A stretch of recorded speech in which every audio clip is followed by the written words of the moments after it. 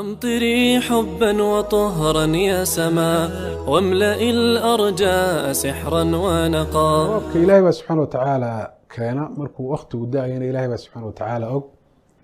إلهي سبحانه وتعالى روبك أو كينينا كل أسباب ويالي أسبابي سوحا كميدا إن ضرورها ضبايلا كحيان سيداس وكلنا أي بعرميان أسبابها هي كميتاي marka kulley sida anigu aan maqlay dadka arrimaha si aqoonta leh aan ka maqlay waa dhici kartaa in daruurtii lagu furo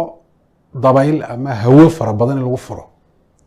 oo deetana socodkeedii xawaarihi ay jiraysay mid ka badan ay jirto oo meel tusaalahaan inta laga kaxeeyo meel la geeyo waxa leeyahay wax cilmiyan u sugnaaday weeyaan in daruur tusaalahaan dee dal dul taagnayd lagu furo ama dul maraysay hawo fara badan oo dabayshii waday mid ka badan lagu furo marka horeba dabayl baa waday dee dabayshii unbaa lasii kordhiyey wax cusub oo lala yimi ma jirto dadku iyagu daruur dee ma abuuri karaan oo ma samayn karaan ilahi baa subxana watacaala sameeya marka taasoo kale cilmiyan ama saynis ahaan wax dhici kara weye dee ama roob la xaday ha lagu magacaabo ama siday dee xadiis u noqonaysaa anu garmaa xadiistu qofku xoole isagu uu lahaayo meel isagu uu leeyahay ugu ilaashanaa haddii si qarsoon loo qaato taasay shareecadu xadiis ay u taqaanaa laakiin daruuraha ilaahay dee samada maraya haddii qola dee ay kaxaysato taa awooddeeda dee ay yeeshaan